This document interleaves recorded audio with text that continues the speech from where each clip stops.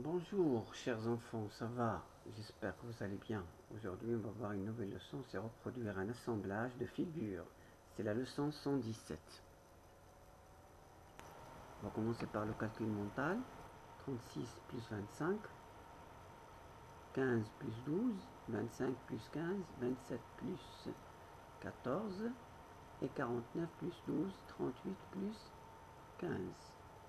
Remarquez ici qu'il y a des additions avec retenue et il y a des additions sans retenue. Bien. Regardez cette image-là. Regardez-la bien. Vous voyez bien, c'est une image de soleil. Donc, regardez bien cette image-là. Bien. Vous le voyez bien. Nous passons à l'autre image. Bien. Vous allez reproduire ce dessin-là, cette image-là, avec ce tableau, avec ce quadrillage-là. Pourquoi? Pour reproduire la première image. Donc vous prendrez une feuille, vous la tracez avec des quadrillages comme ça, avec des carreaux, et pour reproduire la première image. Donc vous aurez besoin de deux feuilles. Ou bien une seule feuille tout simplement, et reproduire l'autre image. Mais comment va-t-on la reproduire? Il faut faire très bien, il faut faire attention. Il faut faire très attention. Regarde, reproduire les rayons du soleil. Tu prends deux feuilles, une feuille quadrillée sur laquelle tu vas dessiner la figure qui est sur l'image. Ou si tu ne veux pas, tu prendras tout simplement une feuille quadrillée vierge sur laquelle tu vas reproduire la figure, tout simplement. Alors,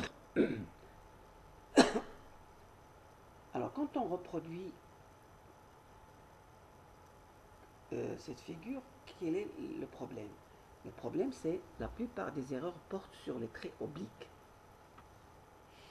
Tu dois repérer l'inclinaison des traits obliques en suivant les lignes du quadrillage qui permettent de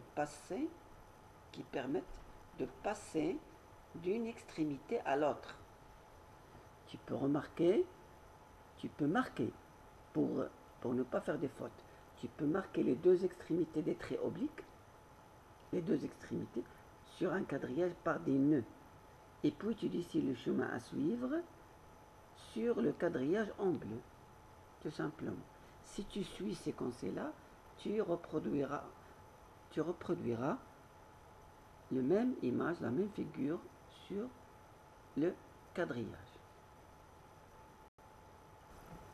Bien, maintenant, prenons la page des exercices, découvrons. Après avoir lu la consigne et la bulle de Matix, tu commences par tracer le carré. Le tracé du cercle, qui demande l'illustration du compas, peut être réalisé en dernier. Bien repérer les extrémités des segments obliques avant de les tracer à la règle. Reviens à ce que je t'ai dit. Tu dois, premièrement, marquer les extrémités des segments obliques et puis tu les traces à la règle. Donc il faut bien les marquer et les repérer. C'est la même chose. C'est la même chose. Attention ici, compas.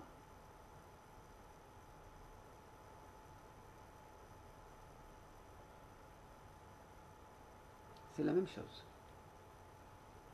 Tu dois travailler avec le compas. C'est très simple. Attention au compas. On a déjà fait comment on utilise un compas. Bonne chance les enfants.